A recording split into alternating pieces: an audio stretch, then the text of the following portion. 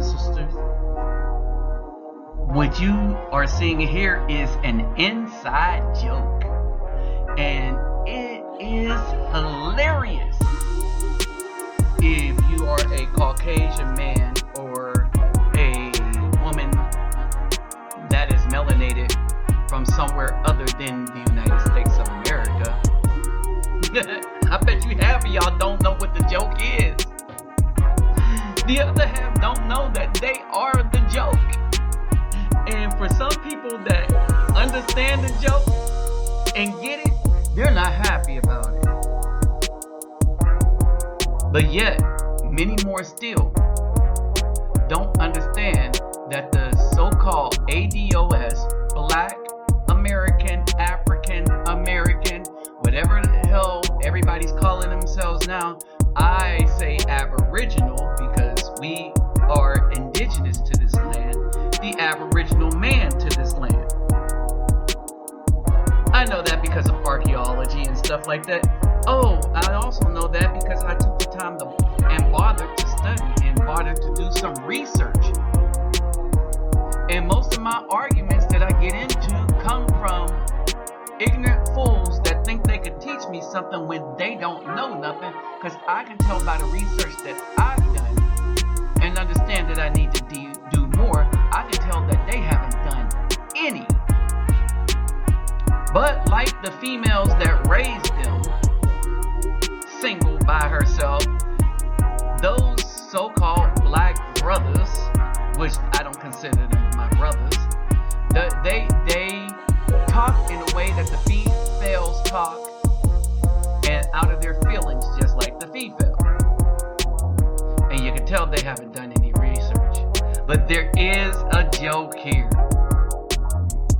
I wonder how many people are going to get what the joke is. Well, it is the so-called black community in the United States. That is the joke. That's the punchline of the joke. The black community in the United States is the punchline of the joke. But y'all don't understand the joke. So I'm gonna break it down. Ooh, got a special treat for you. I got a brother whose wording came through on my Facebook, and so when I tried to save it, because I wanted to feature what he had to say, oh, he's not from here either. By from here, meaning that their grandparents and great-grandparents are not from here and were not the slaves of this land. Oh, but he's going to break it down oh so lovely, and you'll understand what the joke is, right? This is going to be the Smackdown on Kamala Harris and Reid as laid down by Tony Guillerme, a dude from Facebook. Probably haven't heard of him, but we're going to get into it. But first, let me remind y'all, let's get those thumbs up, like, share, subscribe, and please share this video. It's going to be very important because a lot of these dudes are voting unaware and uneducated, and they are the jokes. Understand, those who vote for Kamala Harris is the joke.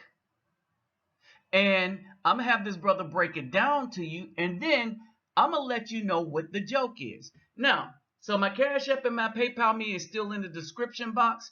I'll have some more coming to you from the NGO. And so, let's go. Let's get on a roll as we take a good look at what's going down. All right. So, I want y'all to hear this out and then pay attention to this brother's commentary. But I have one thing to say after you hear some things. Kamala Harris was born in Oakland, California. The end. Black people were enslaved in the Caribbean. They were enslaved in America. You get here, it doesn't make a difference.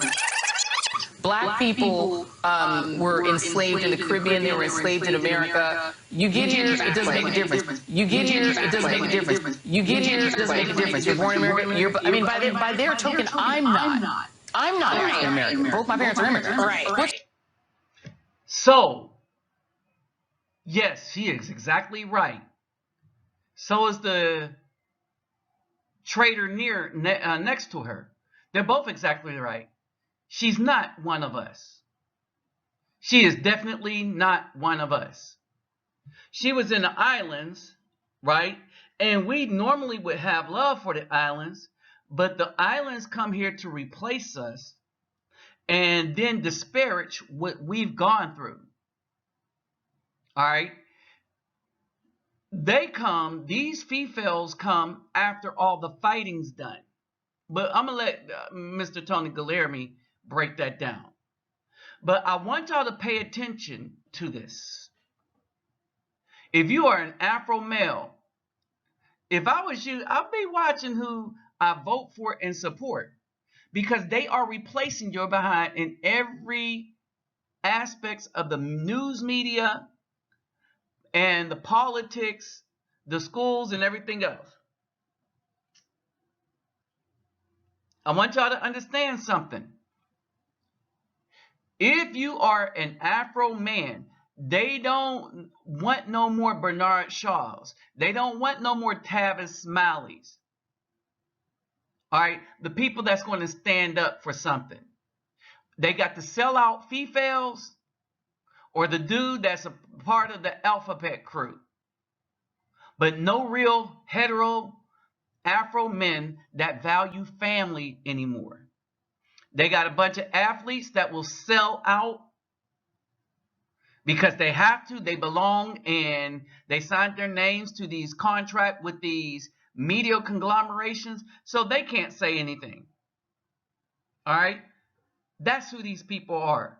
Now, I'm going to have this brother break it down. What should the media do differently in looking at these stories? The talking point that Joy Reid just used was wildly disrespectful, and it's actually a white supremacist talking point. We have all heard this before coming from white supremacists, and that's the talking point that, get over slavery. All over the world, throughout the history of this planet, slavery has existed in one shape, form, or fashion. You're not unique, you're not special, so shut up and get over it. We've all heard this before. Joy Reid literally used that same talking point and flipped it to say, yeah, you stupid descendants of American slavery. There was slavery all over the place. There was slavery in Jamaica, there was slavery in Haiti, there was slavery in the Bahamas, there was slavery in Central America. So since all those countries had African slaves, that means the legacy that you have here in this country doesn't mean anything. They literally just told you it's all the same. But your legacy in America, your heritage, your history means nothing. And that's wildly disrespectful. And the reason that's disrespectful is this. As you all know, I'm Haitian. I say it all the time. I've been mentioning that a lot lately. But I was born and raised in Chicago. And what people like this fail to understand, or I should say deliberately fail to understand, is that my parents, just like Joy Reid's parents, made a conscious decision to come to the United States of America after all the hard work and heavy lifting was done by the descendants of American slavery, who completely uprooted all of the racist Jim Crow laws that blazed the pathway for other immigrants, including all people of color, not just black immigrants, but Hispanics, Asians, everybody. It completely paved the way and opened the door for all of the so-called people of color to come into this country. Without that, my parents don't get to come here. Neither do Joy Ann Reid's parents get to come here. The large majority, overwhelming majority of so-called people of color, when you say people of color, what you're talking about is immigrants and children of immigrants. Let's just be honest about what we're talking about when you say people of color. Because you're not talking about the descendants of American slavery. That's not who you're talking about. You're talking about everybody who came after the fact. That's what we're talking about here. And without the descendants of American slavery opening that door for us, our parents do not get to come here. Black Americans, and when I say that, I mean the descendants of American slavery, literally built this country. And then afterwards were locked out of wealth building for 100 years by numerous methods of state-sanctioned political and economic violence. They then uprooted all of these laws by way of fighting, shedding blood, and dying, so that my parents could come here, so that your parents could come here. Your parents and my grandparents, they came here after the fact. They came here after all of the heavy lifting was done. They came here after all of the bloodshed was finished. They came here after all of the dead black bodies. And when I say dead black bodies, I mean the descendants of American slavery. After all of the dead black bodies were buried, that's when they showed up. And as it pertains to black immigrants, the large majority of black immigrants did not show up to the United States until the late 80s and 90s. That's when you all came. You didn't even come when my parents came. My mother came here sometime in the 70s, and my father came here sometime, I believe, in the mid-late 60s, okay? The majority of your parents did not even come here until the late 80s and 90s. That's when you all got here. You came late to the party. As a matter of fact, the party was already over by the time you got here. And that's what really irritates me and embarrasses me about people like Joy Reid and Kamala Harris. It's the fact that the descendants of American slavery are the ones who laid down the pathway and opened the door for you to be able to come here.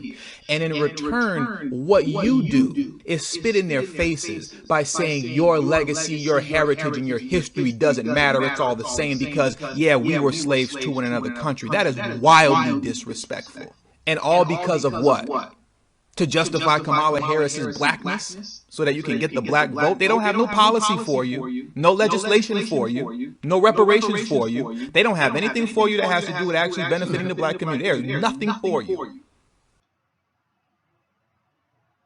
This is another immigrant talking about other immigrants, only this dude is telling the truth, while all the other ones are trying to just manipulate a whole bunch of, as they think, black suckers to drink their Kool-Aid. But apparently Kamala Harris is black because she went to a HBCU and she's an AKA, I think, something like that, one of those sororities where they stick their pinky finger up and say ski-wee, some goofy stuff. Ski-wee. Isn't that the silly stuff that they do? Pinky fingers in the air, ski-wee? Some goofy shit? Excuse me. You know what? Let me shut this down. So with all that being said, because now I'm getting irritated and I'm cursing. I don't like to curse. So with all that being said, let me go ahead and shut this down, man. I'm your boy Tony Guillerme. All right, so that's Tony Guillerme. Just telling you that now you might be able to understand the running joke. And if you don't understand it by now, I'm going to have to break it down. But ski-wee, all right, that's enough for her to get votes. The females, they're just going to be on code. The black female is going to just be on code. But that's enough for her to get votes from a lot of these simps and these non-thinking dudes running around thinking that the Democratic Party represents them. I've never said that the Republican Party represented us. We know who they are, and we know, like they were a pit viper or a rattlesnake, we know the danger that they pose to us. But worse than the rattlesnake, all right, you have these people that's been feeding us the cyanide of words that's been doing more damage to us than the rattlesnake. And the reason why I was able to do more damage, because we couldn't see the damage being done. And now it's almost too late. And the body of the Afro family is now necrotic, if that's a word, filled with necrosis, or necrosis, is dying a death inside out from all the poison fed to us by the Democratic Party.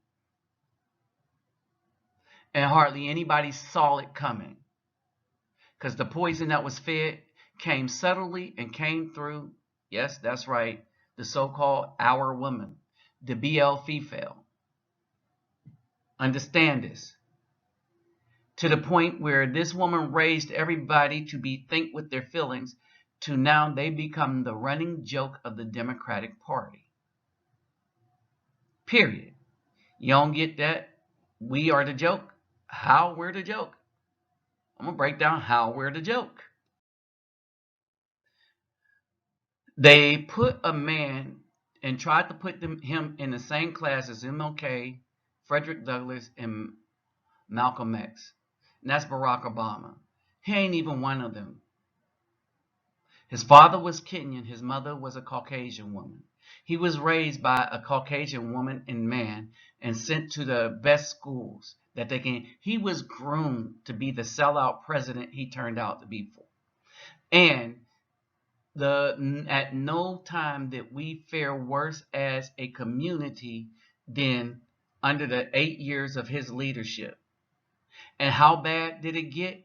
That the Rainbow Alphabet crews totally usurped all the rights, the civil rights that our ancestors died for, was bitten by dogs for, hosed for. All that stuff was sacrificed so that now we don't have it, but the Rainbow Crew have it instead of us, and they could shut down our speech anytime they want. We don't even have the freedom to speak. Oh, and it's crafty how they do it.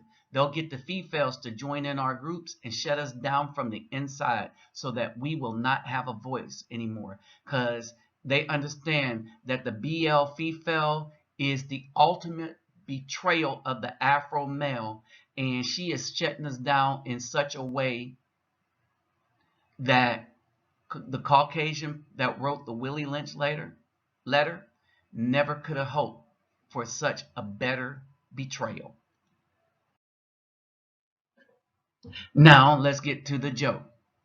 The joke is that when they pick somebody for high office, say like the president and stuff, they're not picking anybody that's ADOS. All these people that they're using now are people from somewhere else. But they say we're so stupid as a people that we'll vote for them anyway or accept them anyway, and we'll not do any research to see that there's somebody else. That is hilarious. It's hilarious. Watch these ignorant people vote for this woman that put many of them in prison that were innocent on purpose in California just for the fun of it. And not only would the men not research, but even when people try to point that out to them, they will still vote for this woman. Because they are that ignorant that they will pick the person that has a record of despising Afro men over somebody that just hurt them with some words, not even about Afro people, but about something else, about some wall. Ooh, think about that. That's the joke.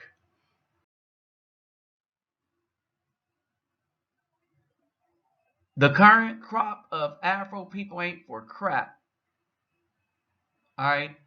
Malcolm X said, I'm for truth no matter who tells it. I'm for justice no matter who's for it or against it. You can read the whole thing.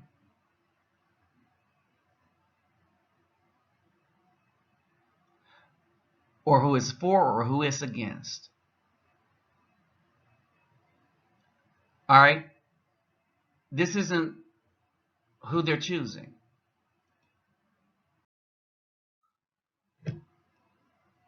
These island BL females don't like American Negroes. They don't like the women. They got the women that they'll be on code with. All right? But they always tend to prosper off our backs. Right? You know why? Because the BL female has always been busy stabbing us in the back. So what defense do we have from any of this stuff going on? Hardly any. Except to walk away and leave them alone. Let them hit the wall without us. Let them live in that disastrous community that they've created without us good men. And prosper elsewhere. Because we can prosper elsewhere. With that said, I'm out. and this is a no depolicing zone.